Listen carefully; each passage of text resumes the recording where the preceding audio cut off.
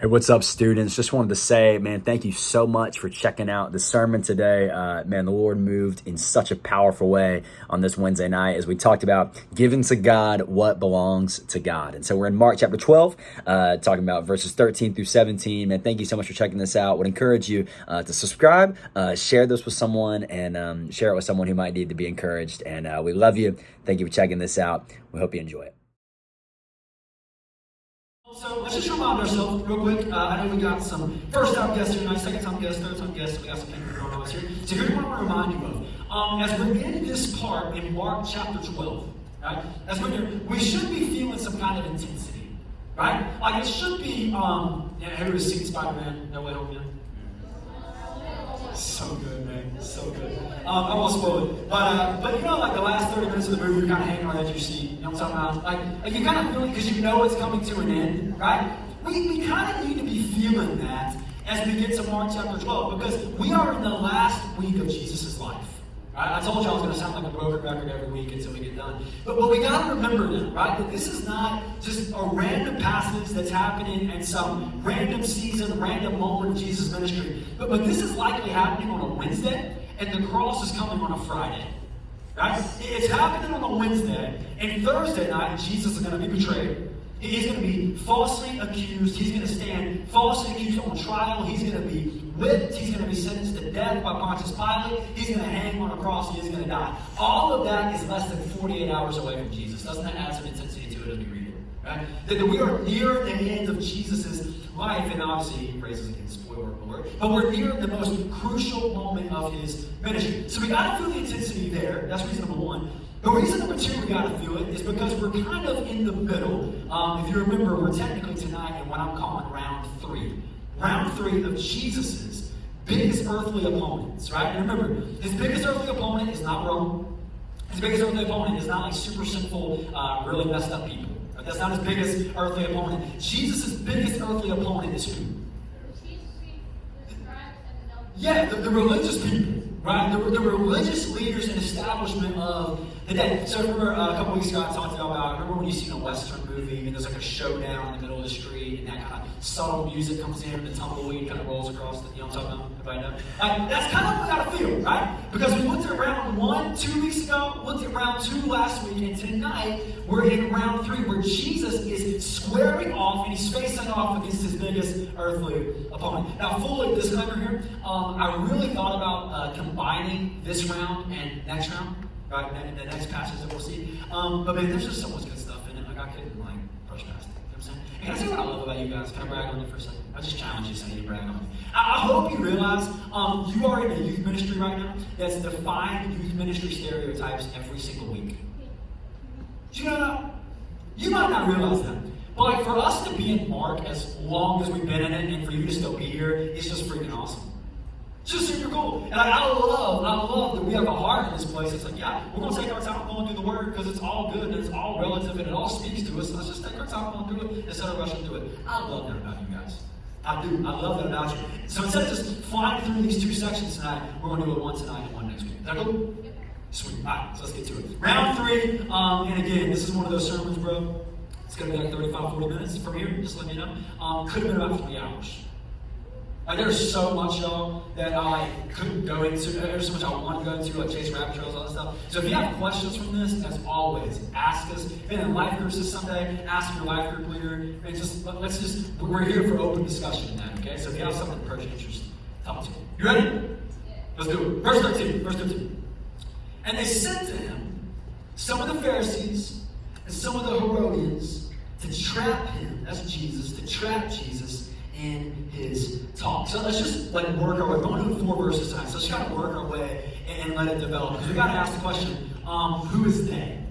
Okay, who's they? The they is the religious establishment of the Jews. Okay, you want to learn a fancy word tonight? You want to impress your mom and dad when you get home? Sanhedrin. Everybody know that? Everybody say Sanhedrin on the count of 3. 1, 2, 3, Sanhedrin. There you go. The Sanhedrin was basically this. The Sanhedrin is like the governing body of the Jewish religious system. Right? So the Sanhedrin is the religious leaders. It's made up of the scribes, right? It's made up of the Pharisees, who we're going to talk about, the Herodians, who we'll talk about, the Sadducees, who we'll meet next week. So this governing body of the Jewish religion basically sends like this recon team to go get Jesus. You see how that's going to happen here? Like they met together in a room, and okay, we're going to send the Pharisees, we're going to send the Herodians after Jesus. Now, have you ever heard the joke that goes something like this? There's so many jokes. But like, you know, the joke starts off like a doctor and a lawyer like walking to a bar. You ever heard a joke like that? Where it's like two random people you would expect, and the joke kind of develops from there. If you're a first century person, this kind of has the makings of a joke. Right? Like the Pharisees and the Herodians walked up together. If you're a first century person, you'd be like, why the heck are those two people together? Okay? Like Pharisees and Herodians, y'all, they did not get along on basically anything. Just to explain who they are real quick, you're probably more familiar with the Pharisees, aren't you? Is that word sound familiar? Pharisees were like the religious sticklers of the day. That's who they were, right? And they were people who literally took the Old Testament, took the Torah, took the Psalms, took the prophets, and basically used it as a club to like beat people into submission. That's kind of what the Pharisees did. If you've been rolling with us for a while, if you remember in Mark chapter 3, when Jesus heals the dude with the withered hand, everybody remember that? Heals the dude with the withered hand. Remember the Pharisees got mad at Jesus for healing the guy because he did it on the Sabbath. Remember, like what a buzzkill they are. You know what I'm saying? What a bummer. Like, that's who they are. They're religious sticklers who use the law as a club to beat people. So they're like the most conservative, most religious sticklers you can think of. That's them. Who has ever heard of the Herodians? You ever heard of them? The Herodians, here's basically who they were, right? They were basically really, really loyal to the dynasty of Herod. Okay? Anybody remember Herod, who wanted to kill Jesus when he was born, right? Herod's a part of this dynasty, right? And here's basically what the Herod dynasty was, ready? They're just kind of like puppet kings for Rome. That makes sense? Basically, Rome put this family, the Herod family, in position of power to rule over the Jewish people. And they don't have a ton of authority, but they just kiss up to Rome all the time, and basically they just do what Rome wants them to do. That kind of makes sense? So, can you imagine the Pharisees liking them all that much?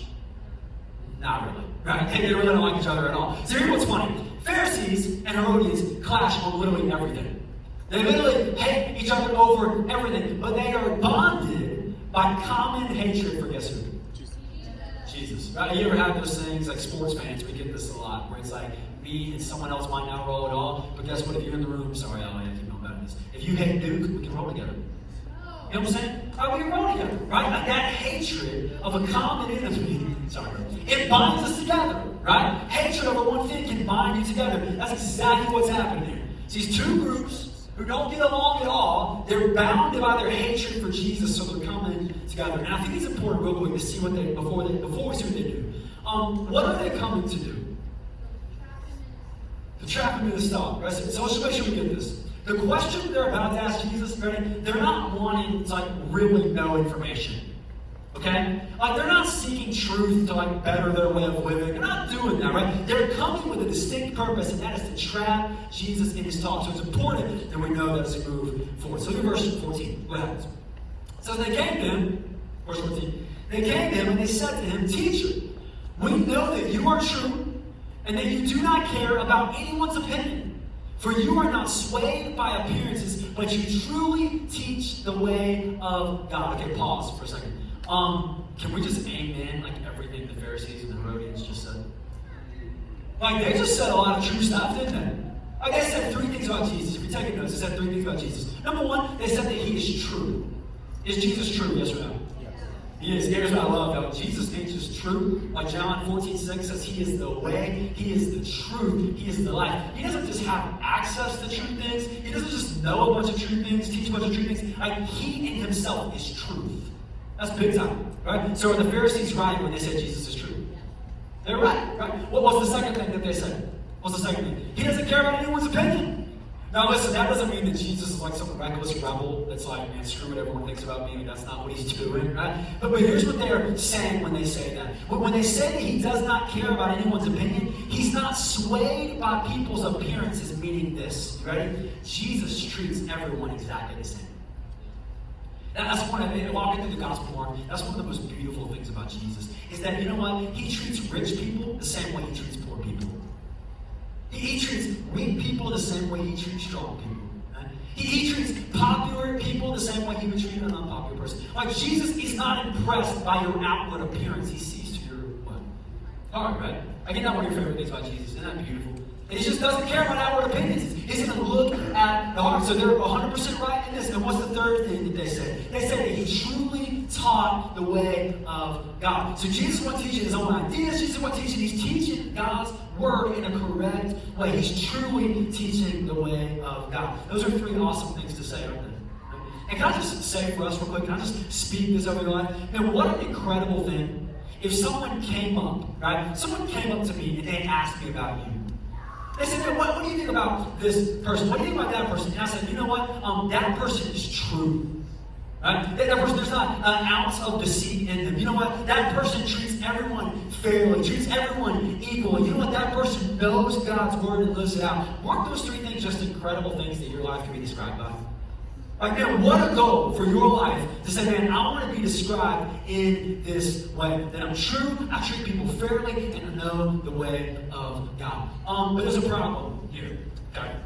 The problem is if you ever have to ask your parents for not just a small thing, but like a big thing.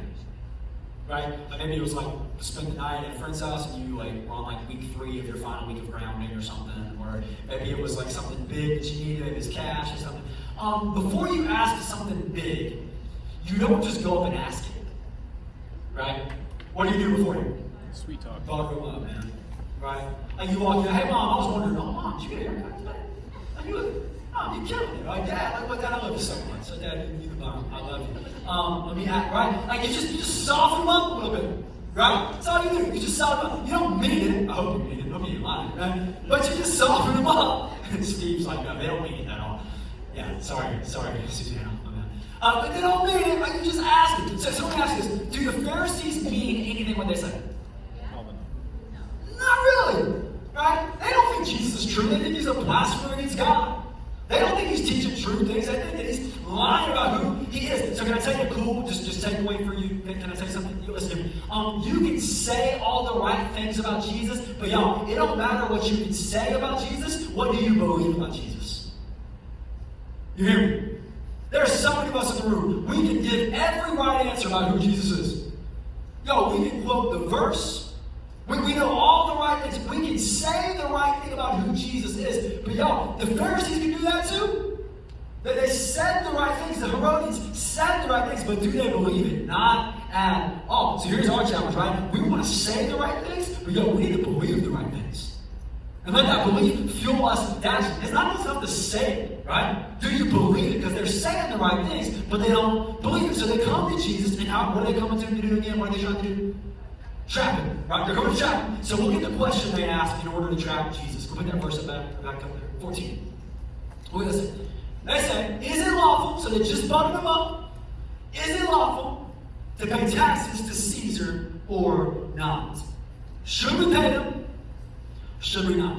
Now, I think it's helpful for us to remember they're not coming because they genuinely want an answer. They're coming to trap Jesus. Okay? So why is this question a question that they think they can trap him in? Believe it or not, in the first century, taxes were kind of a controversial topic. Believe it or not. I know, like we have this tendency to think that we are like the first people to deal with problems. You know what I'm saying? Anybody else? Have you learned that about like just humanity yet? Like, we have this tendency to think that no one's ever faced the things that we're facing. No one's ever dealing with things like we're just, man, they've been arguing about taxes for like 2,000 years now. You know what I'm saying? Like taxes were a controversial topic. They were. And so here's what we gotta know. The Herodians, right? Guess what? Do you think the Herodians were for taxes or did they hate taxes? What do you think? For taxes. They were for, right? The Herodians, they're all for taxes. Why? Because they're supporting Herod. Right? Like they support Herod, they want to look good Herod and all that stuff. So the Herodians, they are all for supporting taxes because they are sucking up to Herod and therefore sucking up to him. They're all for taxes. Let me ask you, do you think the Pharisees are for taxes or against them? Against. Or they hate taxes? Right? Like the Pharisees, they're all opposed to taxes. How many of you have a legit job? You got filled out W-2 and you got all this. How many of you cried the first day you got your paycheck and pay stub and you saw how much money the government? Oh, yeah. You have that moment yet? Gosh, adults in the room, I'm like, it's like, what? Macy, full-time teacher, she's getting it. I love it. Yeah, it's the worst. Right? Like watching how much money you just immediately goes, it's just a terrible feeling. I hate paying taxes. I gotta be honest with you. I hate paying taxes. We'll get to that in just a second. I hate it, right? But they hated it for far more than just a reason of like, it was just money coming out of their bank account. Right? Because listen, if you were a Jew in this day, who are you paying taxes to? Caesar. Caesar, paying to Rome. Did the Jews like Rome? No. Right? So listen, for the Pharisees, it was a lot more than just certain percent coming out of their bank account, and they hated that. No, when you paid taxes, to them you were paying the imperial government that was opposing you and that was oppressing you every single day of your life. They had their thumb on you. So Pharisees and Jewish people, they hated paying taxes because that meant you were enabling this oppressive system that was on top of you. Does that make sense? They hated it, right? So notice what you got here. You got one group that's for them. You got one group that hates them. So here's why they think this is going to trick Jesus. Right? Here's why they think. Because if Jesus says, yes, you should pay taxes, he's siding with the Herodians. If he says, yes, you should pay taxes, and here's what the Pharisees can do, right? The Pharisees can go to all the Jewish people who mostly agree with them because they hate Rome a lot. Right? They hate paying taxes on it. Now, did you hear what Jesus said? Jesus just said something in support of Rome. And remember, their understanding of the Messiah was that the Messiah was going to come and kick Rome's butt. Like, that's their understanding of the Messiah. So all of a sudden, Jesus, who's claiming to be the Messiah, is saying paying taxes. The Pharisees can then rile up the people and turn the people against Jesus if Jesus says, yes, you should pay them. Does that make sense? Yeah? But if he says, don't pay them, right? So that's the opposite. If he says, yes, pay them. If he says, don't pay them, then the Herodians, who do they go to, you think? They go to Herod, right? Like they're in with Herod, and they go to Herod. You got this dude that's got thousands of people following him. His influence is off the charts, and he's leading people to not pay and not be good citizens. That's what he's doing. So the Herodians can stir up Herod against Jesus and have him arrested and killed that way. Do you see the dilemma? If he says yes, then the Pharisees can rile the people up. If he says no, then the Herodians go to Herod. But here's what you need to know. Okay, can I teach you something tonight that you need to know? You cannot trap Jesus. We did one that 2 weeks ago, but it's good to learn it again. Right? You cannot trap Jesus. You just can't. And here's why. Because look at how verse 15 starts. How verse 15 starts. But knowing their what was that word? Now let me ask you. If you know someone's a hypocrite, what does that mean you have to be able to see into? Their heart, right? Because listen, if you're a hypocrite, and if you're a really good one, then people don't know you, right? Like, because by your actions, you look one way. But so in order to know that someone's a hypocrite, you got to be able to see their heart, right? So listen, here's why you can't trap Jesus, right? Because Jesus can see through every single fake thing you do. Can we wrestle with that for a second? Elbow your neighbor, make sure they're awake. Elbow your neighbor, right? Make sure they're awake. Because we need to wrestle with this. Listen to me. We need to wrestle with this. Listen to me. Listen. Jesus, you ready? All right, let me start back. Let me start like this. You can fake your parents. Probably not as much as you think you can. All right, Stevens. Probably not as much as you think you can. But you can fake them for a while. Listen to me. I'm well aware. You can fake your youth pastor. I'm 100%. Look, listen to me. I ain't an idiot. Like, I know I'm not the smartest dude in the world. I'm not an idiot. I know somebody got crap going on. I did that. But you can fake me out for a while. You can fake a lot of people when you're out. Listen, you can fake a lot of people in your school out. You can fake them. Here's the crazy one I thought about, right? And I don't even know the full depth of this, but I believe it. You can fake yourself out. Anyone ever like just faked it for a long time so you started believing it that you had all your stuff together, but you really didn't? Listen, you can fake out everyone, but did you hear me? Listen up. You cannot trap. You cannot fake or manipulate. Jesus, he knows your heart. He knows your heart. So here's the challenge for us, right? Stop putting up. This is the word. Stop putting up some kind of persona of what you want people to see of you, and just be real. Because you might have to fake other people out, but you can't fake Jesus out. He's ultimately who matters anyway. All right, so let's just be real in this place. Like I wanted this. Can I say what just breaks my heart as you, Pastor? I wonder how many of you have maybe genuinely wanted to, let's start simple. Let's start with simple. Just lift your voice and sing during worship.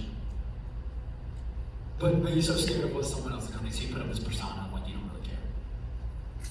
Or like we have a response time, right? And I'm not saying all your problems are solved when you come down and pray, but you come down and pray to invite people to pray over your life, but you're just so concerned with what people would think about you and what they wonder's got going on if you walk out in front of everybody. So you just reject it and you disobey the Lord in that, and just all because you're trying to put up this fake face. You're trying to, man, I just want to tell you, you can't trap Jesus, you can't manipulate Jesus, you can't trick him. He knows your heart.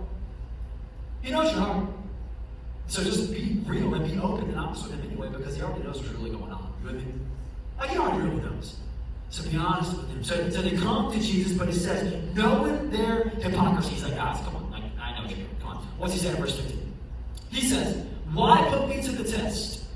Bring me a denarius and let me look at it. A denarius is a coin that would have been like 1 day's wages for a Roman, typically. Right? About 1 day's wages, just a coin. So Jesus says, hey, go get me a coin, bring it back to you. Can you imagine the tension in the room? It's like, what's Jesus going to do? Like, he didn't just answer the question he called for an object lesson, right? He doesn't answer the question like, is he going to curse Rome? And is he going to promote Rome? Like, what's he going to do? So what it says in verse 16. And they brought one, and they said to him, hey, anybody got a dollar bill? Anybody got cash? Do you trust me? Yeah. Trust me. Some people, first person wins the prize. Not really understand. First person wins free candy. First time, yes, trust me with the money. I love it. Thanks. I'm just kidding. So Jesus, okay, he gets a denarius, right? Which represents denarius. And he holds up the coin, and said it could have been a penny, I guess. That's okay. That probably would work better for the illustration. But it's okay. He holds it up, and he says, whose inscription and likeness is this? So here's what would have been on the inscription, okay? Here's what history teaches us. The inscription would have said something like this. Tiberius Caesar Augustus. That's the Caesar that is ruling when Jesus dies on the cross. That's the one in church. That's one in history who's ruling when Jesus dies. Tiberius Caesar Augustus, son of the divine Augustus. That's son of his father. Did you notice the word divine there? Okay, here's what we gotta know. They would have viewed Caesar as like God. Like Caesar wasn't just a dude, he was a god, right? Which that's another sermon for another night. But so on that inscription on that coin is that inscription. Caesar Tiberius Augustus, son of the divine Augustus, and there'd be a semblance or an emblem of his face on it. Okay? So that's what's on the coin. So Jesus holds it up, he says, whose inscription is this? And they know it. It's Caesar's. Right? So respond back to Caesar, and then what Jesus does. You ever seen anyone, can I hold this a little longer? You ever seen someone that just in like such a short way just like demolishes somebody? It was just a short sentence, short phrase. They say something that has absolutely zero compound. In just 10 Greek words. I love Jesus so much. In just 10 Greek words. He's about to say something that leaves these dudes that were coming to trap him just speechless, and they marvel at him. So let's look at what he says. This is so good. Jesus said to them, we're going to read the first half of this time.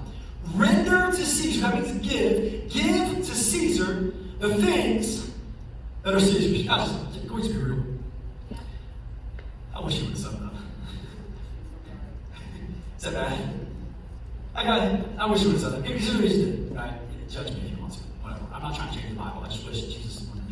I just wish he would have. Right? Here's what he said. He takes the coin, right? He said, yeah, whose inscription is this? Now it's Caesar's. Whose face is on this? Caesar's. So Jesus is like just nonchalantly like, yo, it says that Caesar's. Give to Caesar what is Caesar's. You know what he's saying? Pay taxes. So you know what I had to do? I had to do it. I was ready to disobey and look. I took out money, right? I took out money. And I looked.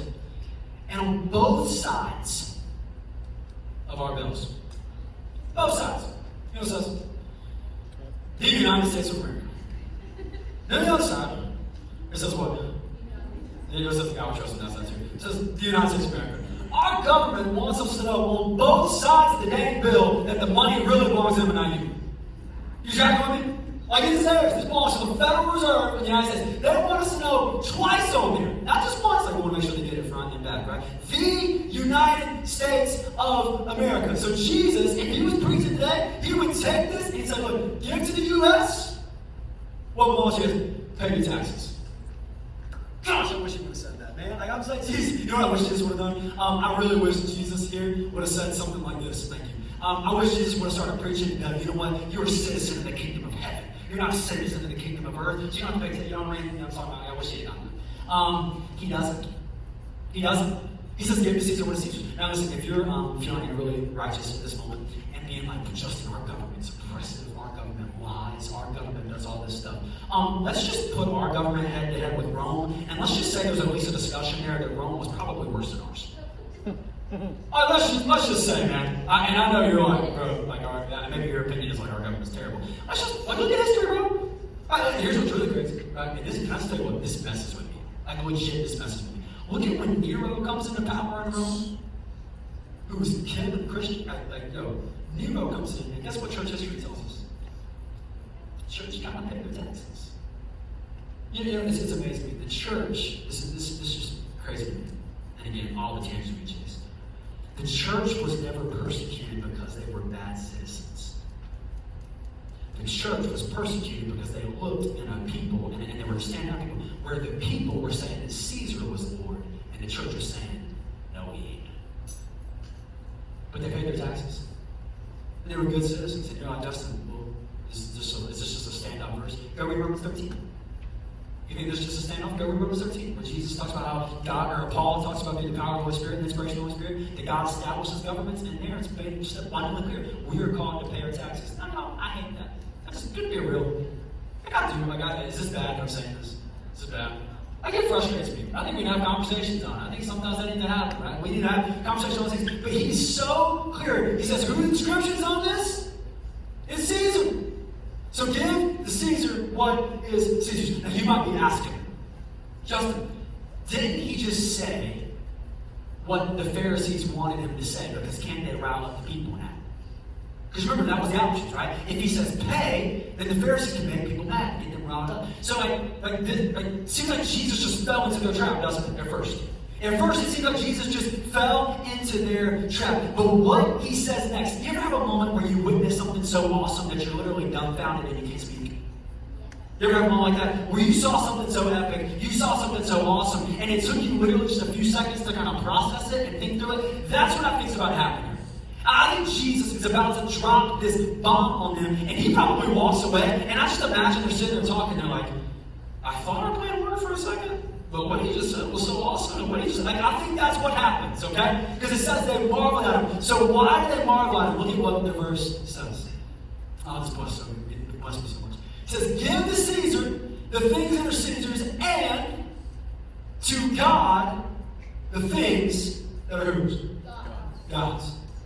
So give to Caesar the things that are Caesar, and give to God the things that are God's. And they marveled at him. I should have done research and stuff here. So someone come tell me if I'm wrong later. Look into this. That might be the only time the Pharisees marveled at Jesus. It really might be. I should have looked into that. I'm bad, you guys. I think that might be. They marveled at him. Listen, here's the question. Okay, here's the question. Why did they marvel? No, okay. You with me? What's your name? Say you with them? Can I tell you what's about to happen? And if this doesn't bless you, if this don't bless you, this blessed the crap out of me. I get to it, and I got to this passage, and honestly, I thought this was going to be like an easy, chill night. Like, yeah, pay your taxes, be a good citizen. And the Lord challenged me so much from this passage. And so I think, and it might blindside you, because you might be like, this is boring, this is a history lesson, all that stuff. I think if you let it, the word's about to challenge you really, really well, and encourage you really well. Okay, you ready for this? Okay? Because here's the question we got to ask. Here's the question we got to ask. What then belongs to God? Is that a fair question? Why, the money was clear because it had Caesar's name on it. Had his resemblance on it. Had his image. What belongs to God? Here's why I think it marveled them. Right? I didn't do this on purpose for the sermon tonight, but remember last week I was talking about how when you know a TV show and someone else knows a TV show, you have this bond, and like you can quote random quotes and immediately you know where that quote came from. Right? Like some of you, I had several comments and I walked in, and you were like, you love my shirt. Right? Some of you are like, this shirt doesn't mean anything to you. And some of you saw Dr. Mifflin and you're like, yes. You know what I'm saying? See how this, right? So here's what we gotta remember. Okay? You with me? Hang on. I'm so excited to share this. Here's what I remember. When Jesus would talk, right? When Jesus would speak, he is speaking against a backdrop of all kinds of Old Testament language and verses.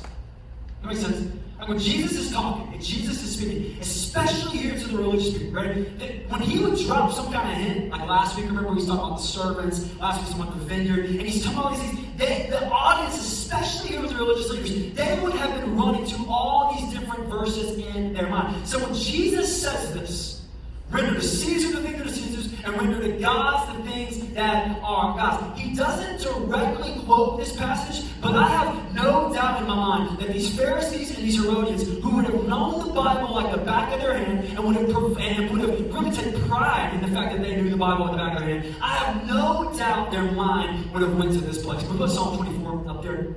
Psalm 24, verse 1. Because they're thinking the question, well, what then belongs to God? So listen, this is going to blow, I hope it blows your mind. I hope it blows your mind, encourages you, the way it encourages me, and challenge me. What Psalm 24 says?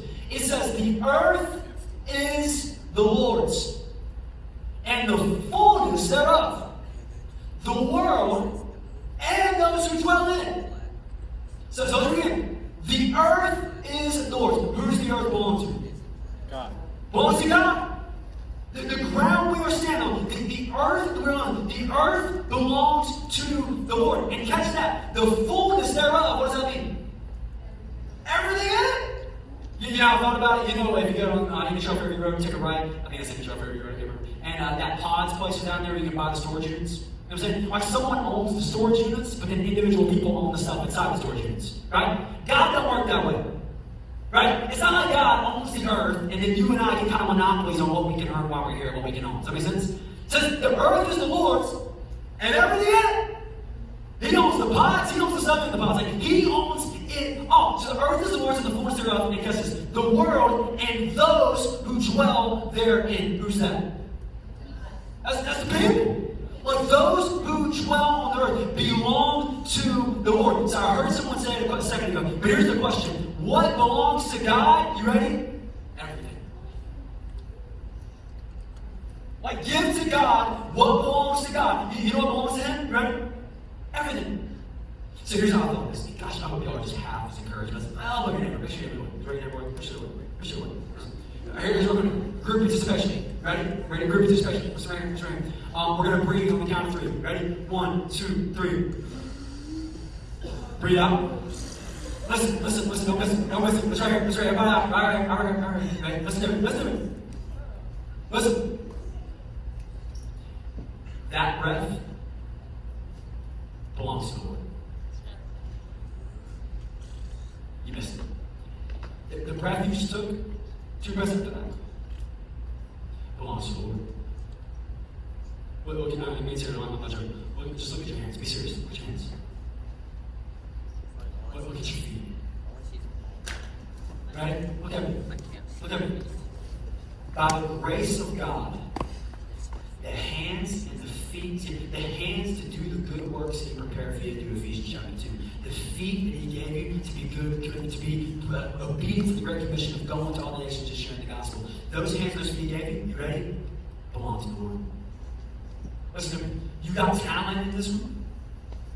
Like, you just like, I got musical talent, I got drama talent, I got whatever. You got talent in this room. Guess what? That talent don't belong to you. Belongs to the Lord. You got athletic ability in this room. You think you have athletic ability in this room? Listen.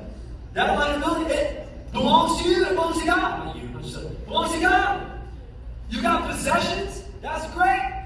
But guess what? The earth is the Lord's and the fullness thereof. Those possessions, guess who they belong to? God. You got money, as we said, that money belongs to God. And I think we can go bigger than that. You got a future, which all you do, you're still here. You got a future, guess what? Guess what that future belongs to? God. Let's get real high school on the street. You got a relationship, ready? Guess what that relationship belongs to? God. The earth is the Lord's. Listen, right. The earth is the Lord's, and the fullness thereof. So everything that you have, I need you to listen. Hang on. Everything that you have has been given to you by the grace of God. It's been loaned to you for a season for you to use to impact for the glory of His kingdom. You with me?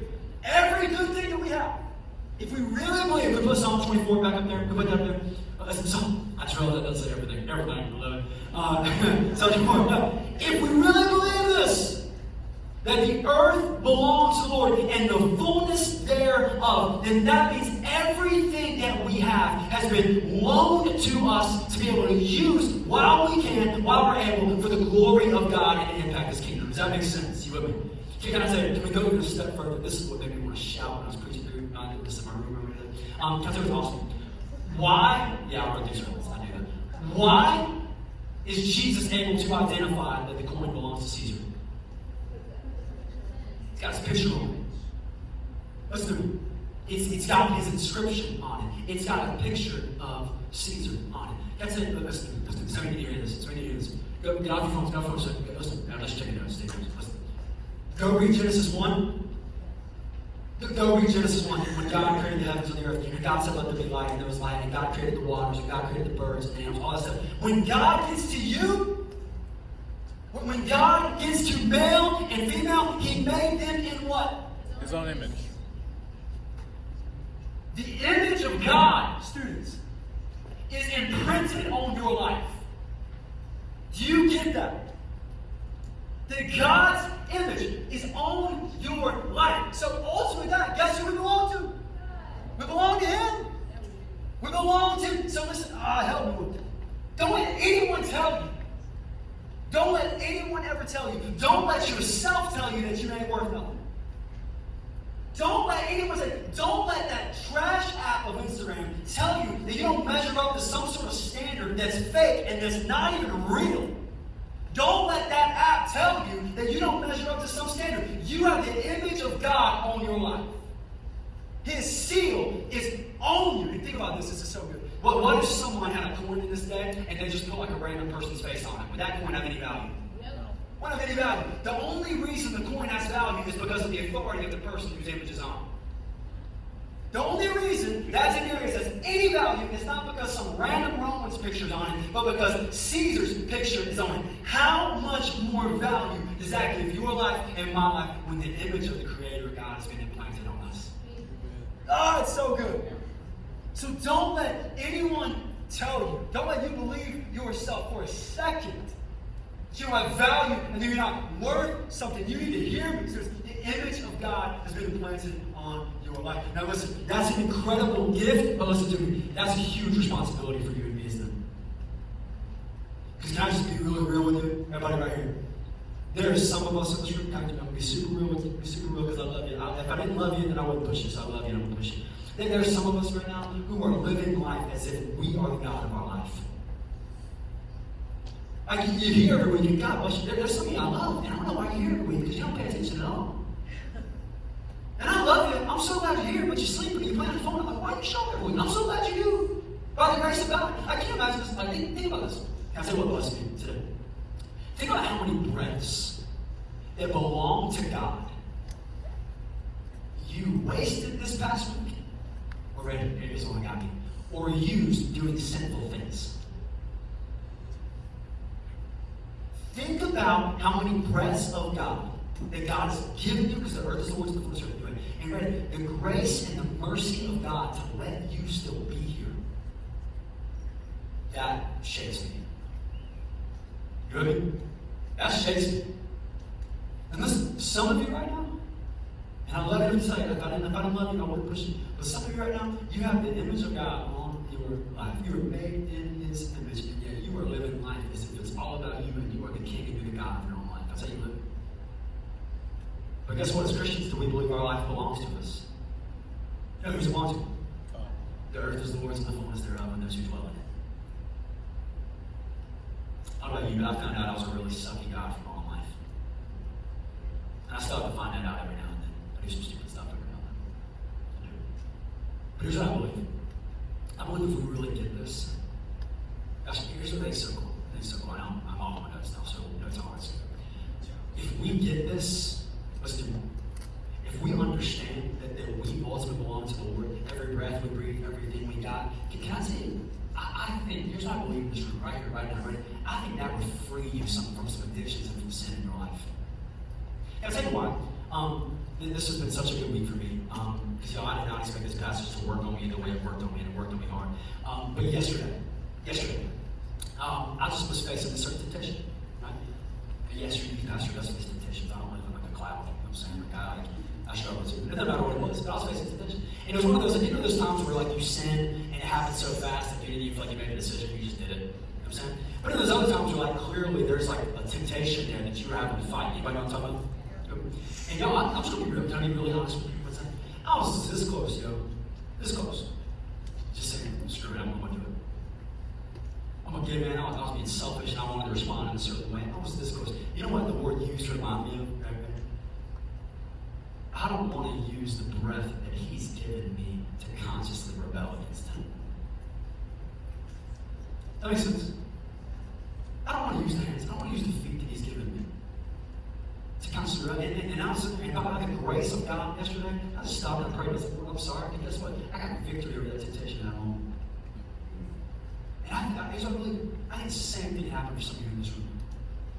Or if you really start believing and clinging to the fact that the earth is the Lord's and the fullness thereof, that's going to change some things in your life because you realize that your life is not about you, it's about the one it belongs to.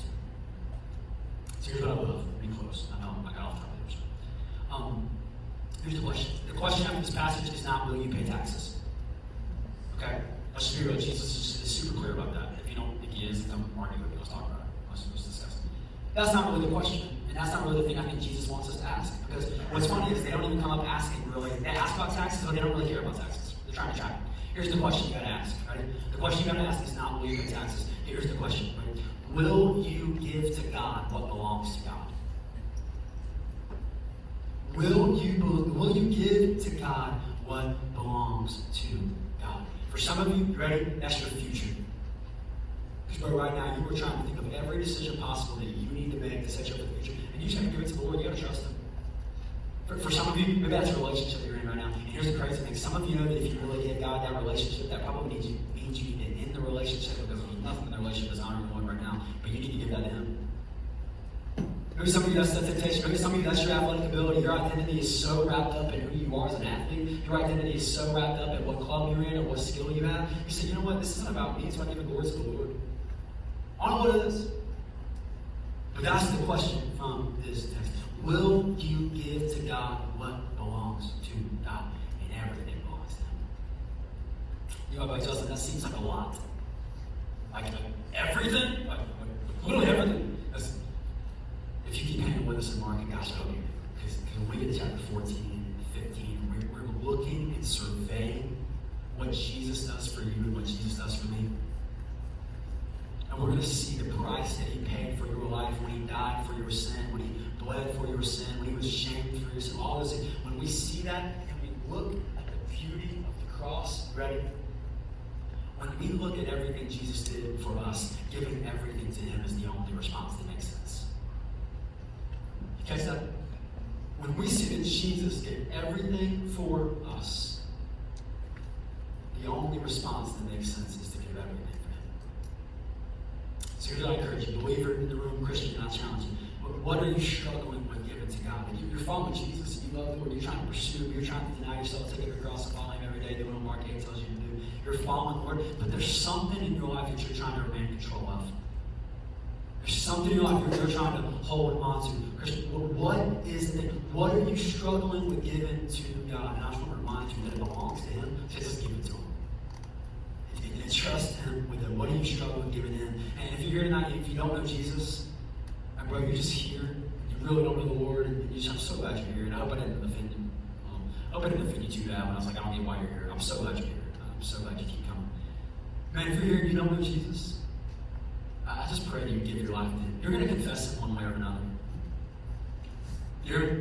Like eventually every knee's going to bow. Every tongue's going to confess that Jesus Christ is Lord. Do it now. And give your life to Him because it belongs to Him. Anyways, will you give God what belongs to God?